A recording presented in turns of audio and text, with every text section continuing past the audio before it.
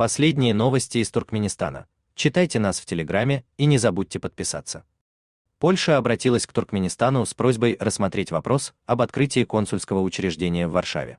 Об этом 5 июля на заседании правительства сообщил глава МИД страны Рашид Мередов. Он докладывал о результатах состоявшихся 17 июня межмидовских консультаций. Чтобы изучить возможность открытия консульства, Туркменистан в 4-м квартале текущего года отправит в Польшу официальную делегацию. Также Туркменистан и Польша планируют создать рабочую группу по экономическому сотрудничеству, а в будущем году организовать в Польше выставку музейных экспонатов из Туркменистана. Мередов доложил о расширении сотрудничества и с другими странами Восточной Европы, являющимися членами Евросоюза. Это Венгрия, Чехия, Румыния и Словакия. Количество туркменских мигрантов в Польше в последние годы резко возросло. В 2022 году Турция, являвшаяся до этого самым популярным направлением трудовой миграции туркменов, по требованию туркменской стороны ввела визовый режим. Важную роль сыграл и упадок турецкой экономики, падение курса лиры. Мигранты начали искать иные варианты, включая Польшу. Вероятно, просьба об открытии консульства связана именно с этим, но Рашид Мередов в своем отчете этого не упомянул. Правительство Туркменистана старается сдерживать трудовую миграцию бюрократическими препятствиями. При этом в Беларуси граждан Туркменистана в последнее время часто уличают в нелегальной переправке в Польшу мигрантов из стран Ближнего Востока. Нравится то, что мы делаем? Поддержите нашу работу.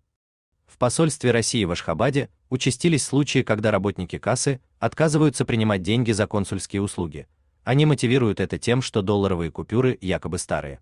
Людям предлагают выйти за ворота посольства и обменять банкноты на новые, а там тут же подходят менялы и предлагают услугу за 50 манатов или $2,5.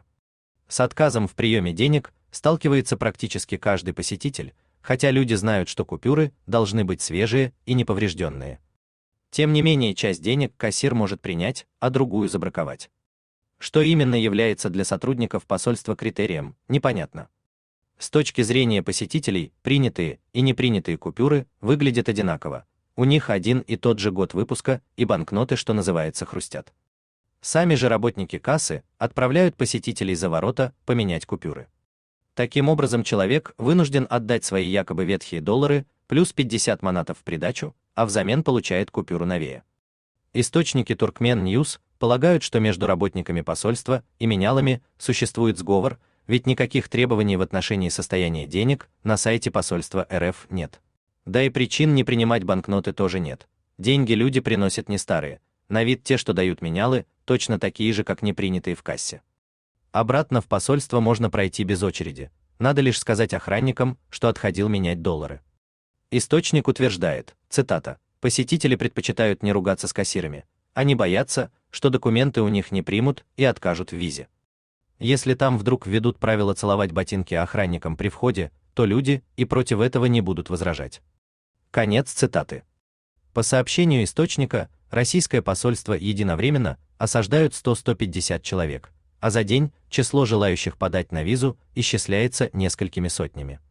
Из-за этого расцветает и так называемый обмен валюты, и продвижение в очереди за деньги, и помощь в заполнении документов. Посетители жалуются на отсутствие туалетов, скамеек и питьевой воды.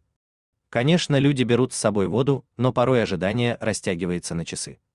В этом плане в посольствах европейских стран к посетителям отношение гораздо лучше, впрочем, там этих посетителей в разы меньше. По словам посла РФ в Туркменистане Ивана Волынкина, в 2023 году число граждан Туркменистана, получивших визы, выросло по сравнению с доковидным уровнем. Так, в 2019 году было выдано 60 тысяч виз, а в 2023 – более 73 тысяч. Свою роль сыграл ввод виз в Турцию, которая ранее оставалась единственной страной, поддерживающей в одностороннем порядке безвизовый режим для туркменов, и одновременно имела прямые рейсы в Туркменистан. В 2022 году, после пандемии, власти Туркменистана отказались восстанавливать авиасообщения, ожидая, когда Турция введет визы. Помимо России, растет число уезжающих и в другие страны, например, в Беларусь. В последнее время в вилаятах Туркменистана крайне сложно получить или обновить загранпаспорт, очереди растягиваются на несколько месяцев вперед. Источники полагают, что ажиотаж, создается работниками миграционной службы искусственно, потому что за взятку можно получить паспорт в относительно короткий срок. Хотите поделиться важной информацией? Пишите нам в секретном чате Телеграма. Мы никогда не раскрываем свои источники и гарантируем полную анонимность.